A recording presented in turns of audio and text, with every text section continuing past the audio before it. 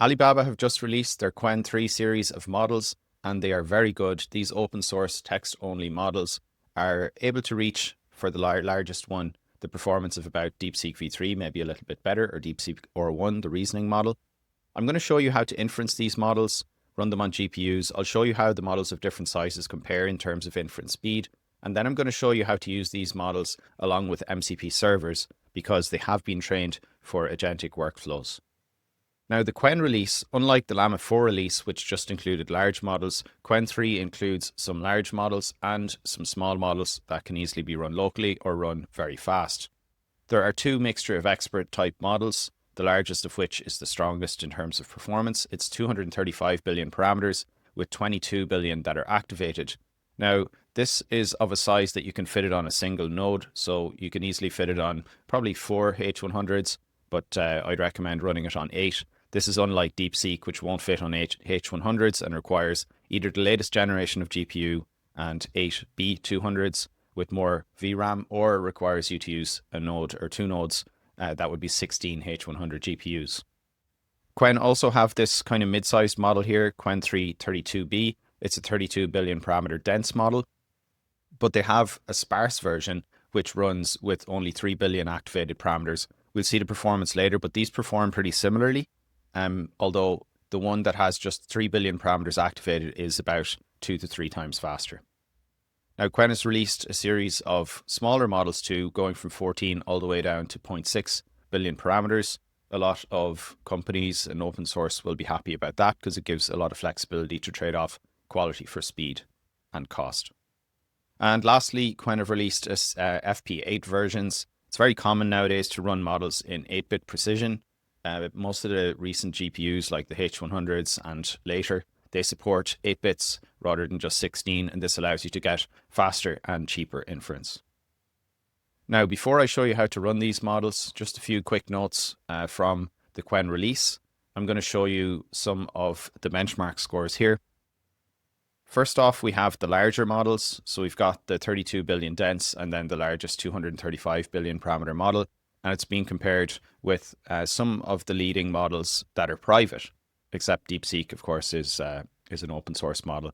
And you can see that on a lot of these benchmarks, ArenaHard, AIME, Aider, the model is performing pretty well compared to DeepSeek R1. It's maybe a little bit ahead on most of the benchmarks. Now, the Gemini 2.5 Pro model, the strongest model from Google, does outperform both of these models on most of the metrics. And it's worth noting as well that OpenAI is now on O3 rather than O1. So if you put up O3 here, it would also be beating these larger Qwen models. Now, when it comes to the smaller models, you can see the performance of the latest release is outperforming the QWQ model. That's a thinking model from Qwen that has been released now some months ago. It's also outperforming the largest previous Qwen 2.5 model, which was a 72 parameter model. And it's outperforming the Gemma 3 27B parameter model.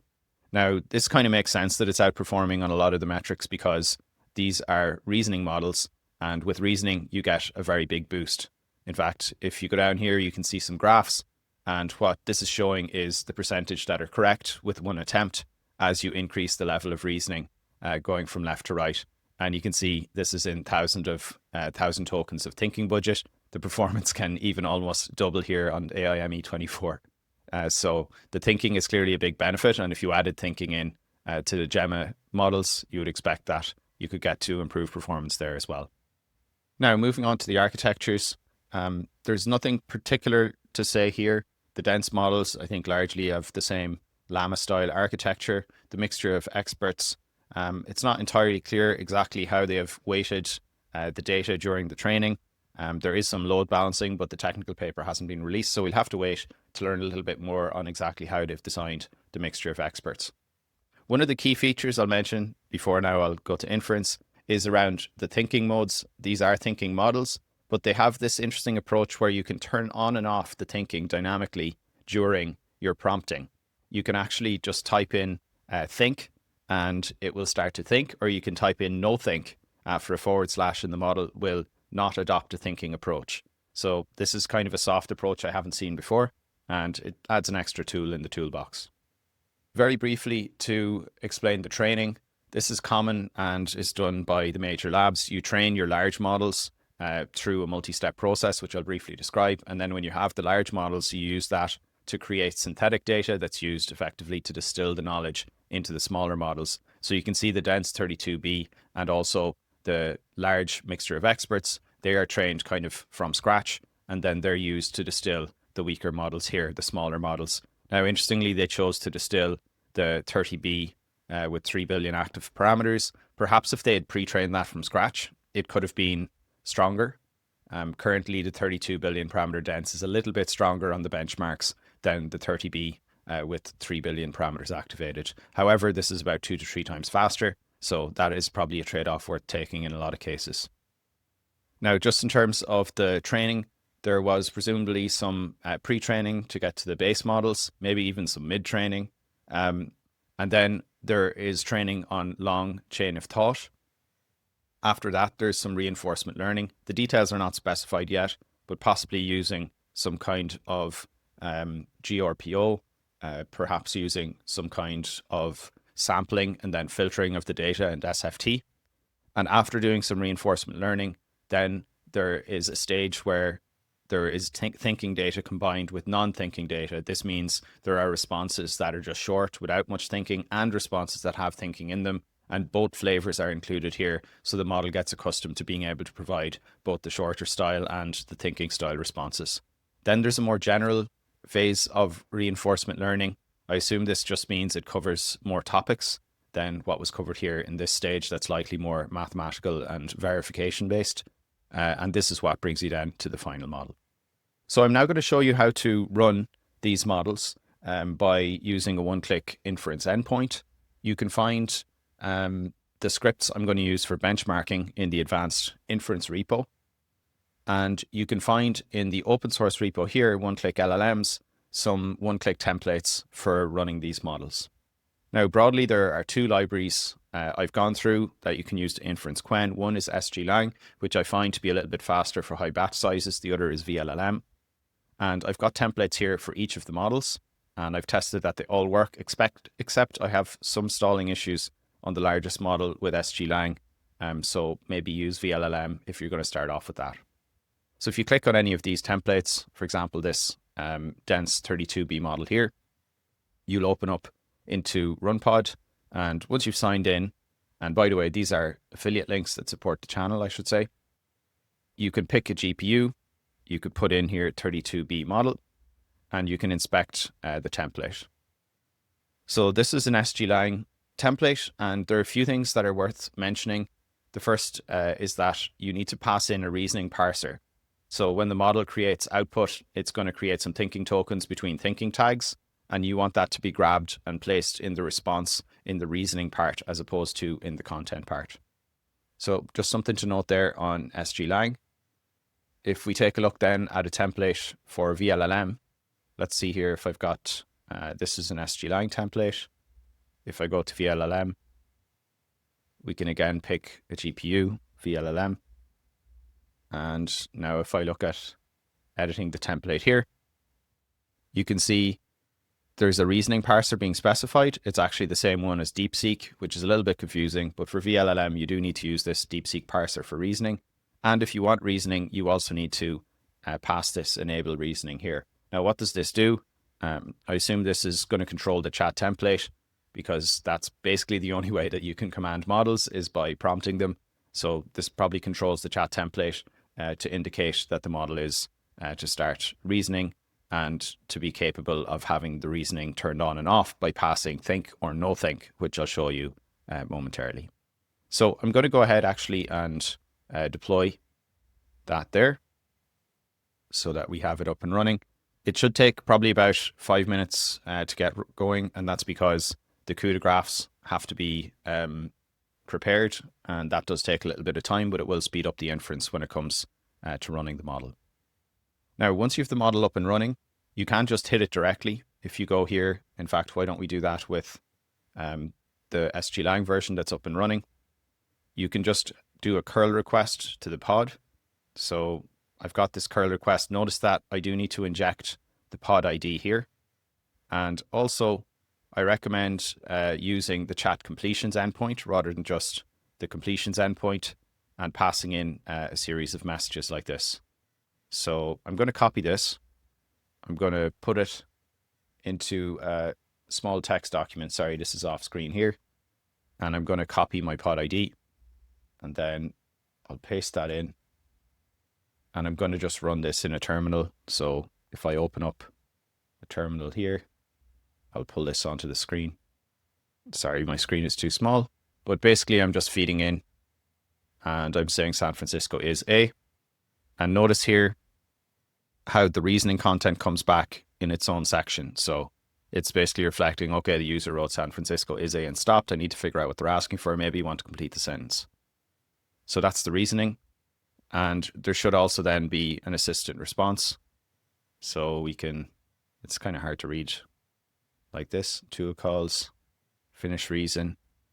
And yeah, in this case here, actually, it has provided no response. It has just provided everything within the reasoning content. Now I'm going to rerun this and I'm going to put in the no think example.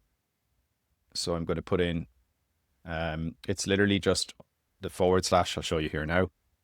So I've put in / no _ think. If you want it to think, you put in think, and let's see what this gives back. And I need to escape that character. So yeah, you can see I haven't escaped the /, but I've done that now.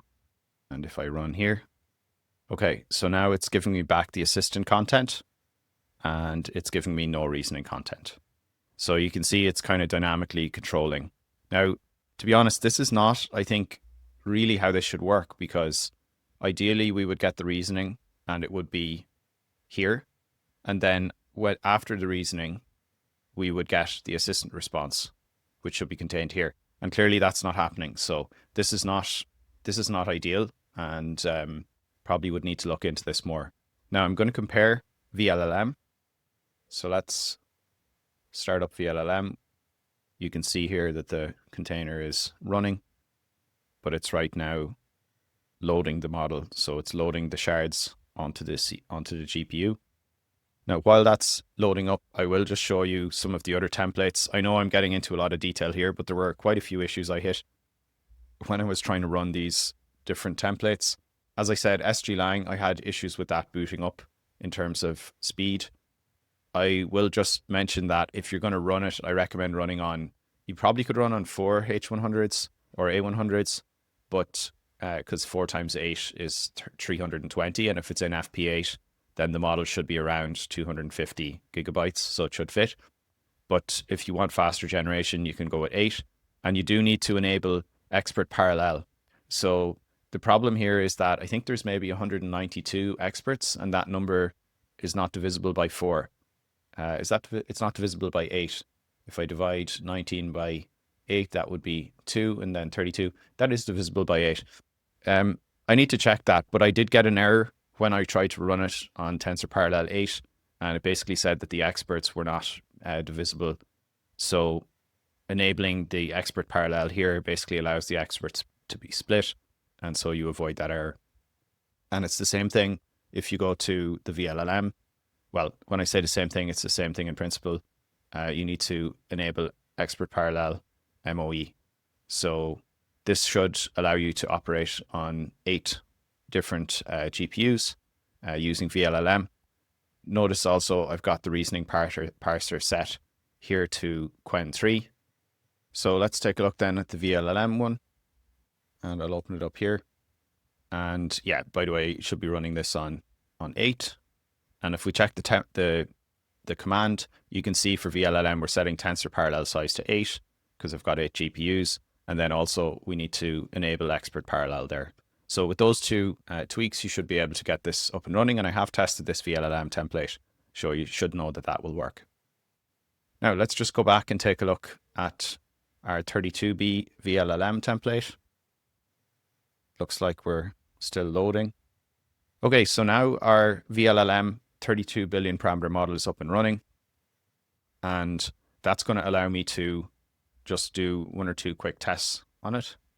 So what I'm going to do is a curl request again, And I'm going to do the nothink curl request, and we'll see what it comes back with. It comes back with a badly formatted JSON. Okay, so I fixed my JSON format. And here I'm expecting no thinking. So it says San Francisco. This is all reasoning content. Basically, there's no reasoning content, which is correct. And the content, which is the assistant's actual response, is a reasonable answer here. So this is working exactly as we might want. Now I'm going to run it again, but I'll run it without the thinking, or without the no think. So let's take this curl request, put it in here, take the curl request, put it in here, and let's see if it does think. By the way, this is actually not recommended, putting a temperature of 0, and that may be contributing to why there were issues with the earlier SGLang type prompt. But here it looks like the role assistant, we've got some reasoning content. That's good. And do we have any content then? Yes, we do have some content here. So this is working perfectly. It's got reasoning and then it's got the response. So this is exactly what we want. Now let's just go back and check again that original prompt using SGLang. Remember what I just showed you was vLLM. So let's now run again with SGLang. And here we have the content is still null. One more thing I'm going to try is I'm going to try put the temperature up a little bit. This is recommended, by the way. It's not recommended to have temperature 0 if the reasoning is on. So we'll see if this helps a little bit. And here, yes, we do have content. And do we have any reasoning? Yes, we have reasoning as well. So yeah, I mean, I'm glad I went through that. Basically, there are some nuances here around managing reasoning. You can turn it on or off with think or no think. If you want to do thinking, you do this to turn it back on again. And by the way, if you say some thinking here, like what's the story, you can actually turn off the thinking in a later turn by doing no think. So you can dynamically turn the thinking on and off. The temperature then, don't set it to 0 if you're using the reasoning mode. And then last of all, keep in mind that you're going to get response in the content, but you're also going to get a response in the reasoning. And yeah, you just need to be aware of that. I actually ran benchmarking and I was getting tokens in reasoning and my tokens per second looked really low, but that's just because I wasn't counting my reasoning tokens. So be aware that it's going to be returned separately. Next up, what I want to show you is running some inference benchmarks. So the key question I want to answer here is, we have these models, particularly the 30B, and also this is the MOE variant, and we have the 32 billion parameter version.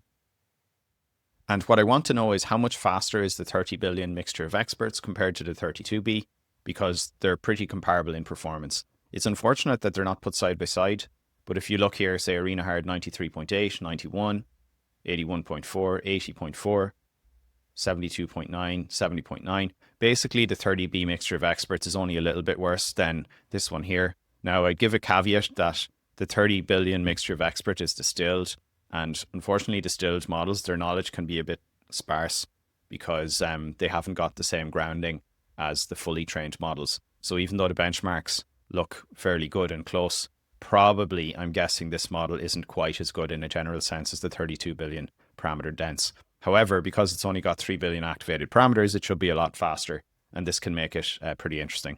So I want to answer the question of what's the token throughput of this model here, the sparse one versus the dense one, and I'd also like to know what the throughput is and the cost effect is if I run the very large 235 billion parameter model here. So to benchmark them, you obviously need to have them up and running. You want to start them up using one-click templates, or whatever way you want to set up an open AI style endpoint, because the benchmarks I'm going to show you can be run with any OpenAI style endpoint. And I'm going to run the benchmarks out of advanced inference. So I'll go to Windsurf, new logo for Windsurf, and I've cloned advanced inference and I'm going into benchmarking. Now within this folder, you'll find a README, and it explains all the steps for getting set up. It includes a link here as well to the public one-click LLMs repo. Now, if we want to run benchmarks, one way to do it is using llmperf. llmperf is a library, LLM performance, and it allows you to hit an endpoint in OpenAI style with a fixed number of tokens actually that has some level of variance, and then get a fixed number of output tokens also with some variance. So to get started, you'll want to clone llmperf. So I'll show you the command here. Git clone llmperf, move into that directory, set up a virtual environment and install the requirements. And then you can move this wrapper script I've created, benchmark.py, into the llmperf folder. And I'll show you the benchmark script in a moment. But llmperf, and you could just clone this yourself without even having this repo here. You can run benchmarks using their token benchmark array script, and it allows you to control the number of input tokens, a small variance in the input token length, and control the number of output tokens and a small variance there. So it helps you to simulate real workloads. Now, a big question is, what is a real workload? And I don't know exactly what a real workload is. I've searched. I have a reference of DeepSeek using a KV cache or having an average KV cache size of about 5,000 tokens. So that's my only real production reference. It would be nice maybe if Hugging Face put out some data. I should reach out to them. OpenAI, Gemini, they all have data, but that's going to be private.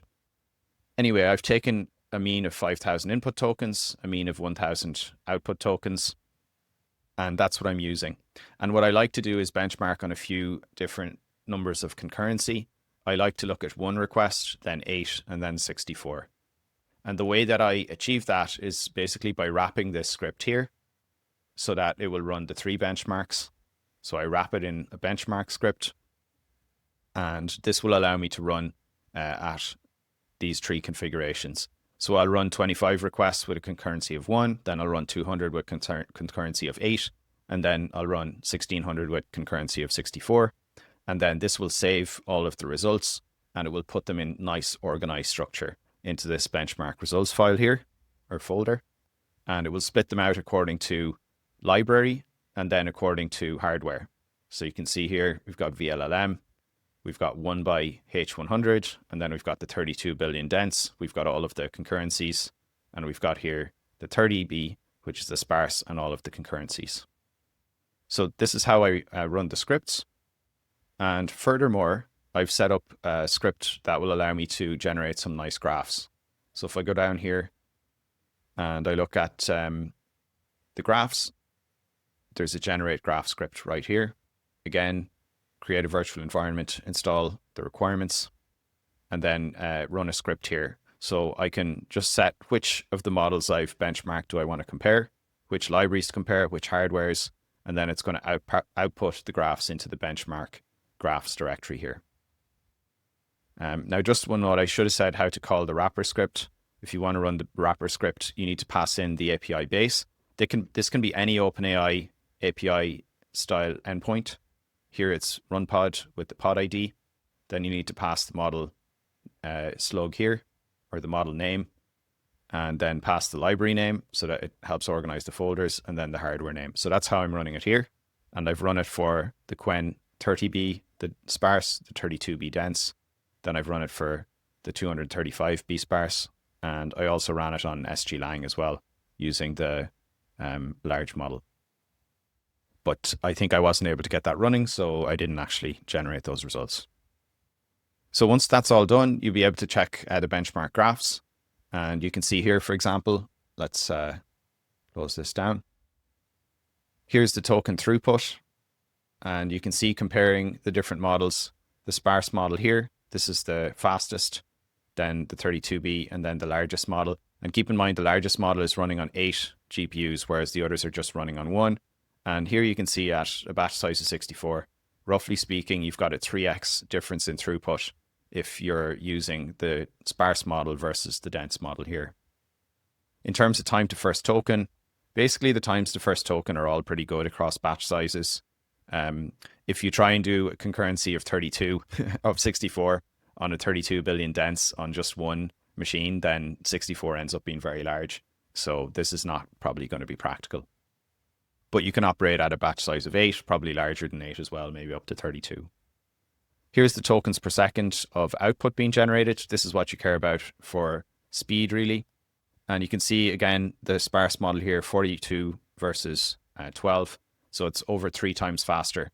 Now, if the mixture of experts was perfectly efficient, you would expect it to be closer to 10 times faster because there's only 3 billion activated compared to 32, but it's actually only like 3 to 4. And this shows there are probably issues around expert balancing, and that's to do with training and also the nature of the data you have during inference.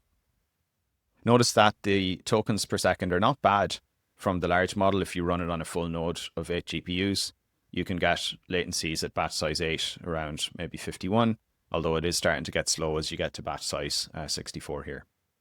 Now, the last graph that's auto-generated is around cost, and this is calculated by taking the rental price of GPUs. I'm using the RunPod rental price, so about $3 per H100, and keep in mind there are 8 used when we run the large model here. That's factored into the costing here. And I am simply dividing by the total input and output tokens. I'm not splitting into cost per input or per output. And you can see some of the costs here. As you get up to a large batch size on the sparse model, you can get down to about 6 cents per million tokens. Here on the dense model, about 20 cents. And here for the largest model, you can see it's, you know, somewhat more expensive to inference. You're probably talking about a few dollars using this library. And one comment I'd make is that this kind of highlights to me that the library is still not fully optimized, because in production, companies like Fireworks or Together, they need to hit way better cost economics. And I'm already serving an FP8, which brings a benefit. So you can take it that there's probably a lot more that could be squeezed out in terms of throughput with further optimizations. Just one other comment here on the request output. Yeah, I mean, this just shows you that if you're using the very small model, you can get pretty fast responses. And that's why using this sparse model is very nice. You can get, 100 tokens per second generated from a model with the power, the thinking, or the capabilities of about a 30 billion parameter model. Now, for the last part of the video, I want to go through how to use Qwen as an agent. And one of the easiest ways to do this is by using MCPs. You can check out, I have 2 videos, one on using MCPs and one on building MCPs. So I recommend those, and I'm going to use some of the content from those videos now. I'm going to use an agent setup that involves llmperf. It's an agent built with llmperf that's able to connect to any MCP servers. Now, I'm going to move fairly fast here, so I do recommend the MCP videos if you want to understand more. But in short, I'm going to specify my MCP servers in this configuration file. You can copy this into config.json. Just pick the servers you want. This server here, for example, is Playwright. It allows you to navigate browsers. This one here allows you to add or remove users from GitHub. This one allows you to access your file system, edit files, read files. And this last one here allows you to convert documents, say from PDF to docx, or to Markdown, or docx to Markdown. Now, I'm only going to include one of these servers. So in my config.json, I've put in the GitHub server here, and I've put in a personal access token that's needed because this MCP allows me to grant access or remove access from a GitHub repository. So I'm now going to follow the README instructions for running this light llmcp. And that means moving into the correct folder. First, I need to be in Trellis MCP. Then I need to set up a virtual environment and make sure that the requirements are installed. So I'll do that. Now, this runs using Gemini currently. You can also run it using Claude. You could use OpenAI. You just need to set an Anthropic API key or an OpenAI API key. And then within the agent here, where I've specified the model, I've specified Gemini Flash as the default. You can just pass in -- model and put in the name of a different model if you want. I'm going to run with defaults. So I'm just going to get this started after setting up my configuration with UV run python agent.py. It'll default to the config.json if you don't pass it in. It'll default to that model as well, but you can just pass it as arguments. You can also pass in an OpenAI endpoint, OpenAI style, rather than calling Gemini. So actually that's what we want. I want to call my Qwen model. I don't want to call Gemini. I don't know what I was saying there. The whole point of this is to show you how I can call my Qwen model. So let's modify that. And let's run python agent.py. We'll pass in the model name. I'm going to run the 32B model. This is my base URL from RunPod. Now I do need to update my pod ID. So here I'm going to grab this pod ID and I'm going to pass in an API key. There's no API key required for hitting the RunPod endpoint, so you can just pass any random string. And I'm also going to put on this flag here for show reasoning. So this is an addition I've made to the agent that allows me to see in the client down here when I'm running the agent, it'll show the reasoning steps as well. Now, there's one more thing that you need, two more things you need to do to run with the Qwen agent. You need to turn on tool calling within the server. And this is done by passing in a tool called parser and also by enabling automatic tool choice. So I actually need to go back here to my server and I need to adjust vLLM so that it is using a tool called parser, because that's what MCP, when you call an MCP server, you're doing it via the tool calling capabilities. Again, I discussed more about that in the MCP video. And I need to enable the tool choice. This means that the language model is automatically picking the right tool. I'm not forcing a given tool call on a given turn of conversation. So if I save this here, it's going to reboot the server, which will take a second. Just something you can note here. The way that you set up tool calling is all done via the prompt, and the format of the prompt matters. For the Qwen models, the correct format to choose is Hermes. There are a few other formats. Gemma 3 actually is not cleanly supported right now. You probably need to prompt the Gemma model in order to provide a certain format when it's calling tools. So you're relying on prompt guidance, and you could basically give it a few shot example or an example that takes the Hermes style of tool calling. So that's how you would do it with Gemma 3. It sounds a bit clunky. So it's kind of nice that Qwen3 has actually got tool calling that's in one of the styles that's supported by vLLM. So this is up. Again, it should be restarting. It's going to take a second. I don't think it needs to rebuild the CUDA graphs. I think it can reuse them. So that should help. You can see for torch compile, it's using a cache directory. So that should speed up the startup. And just while that's starting, something else, I have actually increased the context length to 32K just because I want to provide some extra space. All of the tools in the MCPs are going to be fed into the context, so you need to make sure that you have enough room there. Something else I'm going to show you is, I think I will add in as well Puppeteer, because I'll show you how to navigate a website. This is a nice feature. Actually, the way I've set up this agent, it's capable of getting back screenshots and then acting upon those screenshots, which is kind of a fun feature. So I'm going to add that into my configuration file so it has the ability to do that too. In the meantime, it looks like our server should be starting up.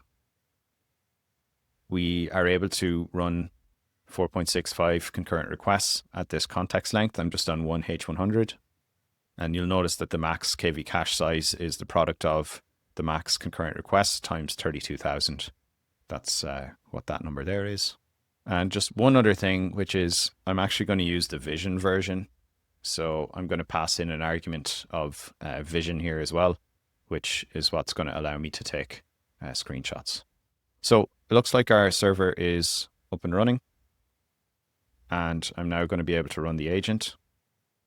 So let's go back to the README. Let's grab the command for starting the server. Or not the server, starting the agent. And yeah, it started up the GitHub server. It started up the Playwright server. This is a lot of tools. So this might be a bad idea. Because the more tools, the harder it is for it to follow. But let's just start off with a simple command. I'm going to say howdy.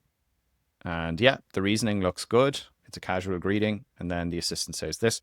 Okay, now I'm going to say add the user Ronan Arik, which is a test user I have, to the Trellis Research Consulting repo. And we'll see if this works. If it doesn't, I may have to remove. Okay, great. So it's asking me, do I want to add? And I'm going to allow the tool call. And yeah, it's successfully added the user to the repo. So this is great. All right, so now we're going to say, tell me what is on the Trellis.com advanced inference page. and what the, yeah, let's just see what that is. So I'm expecting now it should use its playwright tools and it should request my approval. Okay, so it's not actually using its tools. Can you use your tools? Now, possibly you'd get better results if you removed the GitHub tools, because it would reduce, there's basically a massive context explaining all the tools. So yeah, it's struggling.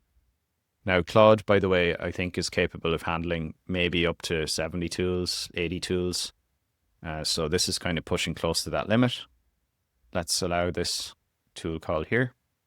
And yeah, you can see this is operating in headless mode, or not headless mode, because you can see it's showing me what's happening. Let's just put this on the side. And okay, he's navigated there. Yes, take a screenshot and tell me what's on the page. So what I would expect if it was a bit better as a model is it would just do all of this. But I think possibly it's just getting overwhelmed with the amount of tool calls. It's not doing anything silly. Although maybe this, is that silly? No, I don't think that's silly. Yeah, it's saved. And yeah, okay. So this all makes sense. This is actually not an error. I forgot the model I'm using is not multimodal. So even when I take a screenshot, it's not able to send the model the screenshot. You would need to use a multimodal model for that. But it is working in the sense it's probably taken that screenshot. We can check to see where the screenshot went. It's here. So if we take a look at that screenshot, yeah, it's successfully taken it. All in all, this is pretty good. I think I would be fairly confident that using fewer tools, just exit, this would be able to follow pretty well. So I think this bodes well for being able to build agents based on open source models, where you can have the ability to do some nice custom fine tunes. I will be covering the fine tuning of the Qwen3 model. In fact, the scripts are already available if you have access to the advanced fine tuning, and that's misspelt. If you have advanced fine tuning access, oh my God. Yeah, if you have access to the advanced fine tuning repo, there are already scripts there for fine tuning Qwen3 and also Gemma 3. So that is pretty much it for the Qwen3 overview. I think the 30B sparse model is really interesting. Seems to perform pretty well with agent type use. Based on benchmarks, it's similar to the 32B dense model. There is the larger model, the 235B model, and it is a bit better. You could say it's even substantially better on some of the benchmarks like Aider. It's a full 10 points. But really, it's not all that much further ahead than the 32B dense model. So because you can run this on one GPU or just run the sparser 30B model, which is going to be faster, I think this is a really nice development opportunity. So with that, I'll leave the links below in the description and let me know your comments. Cheers, folks.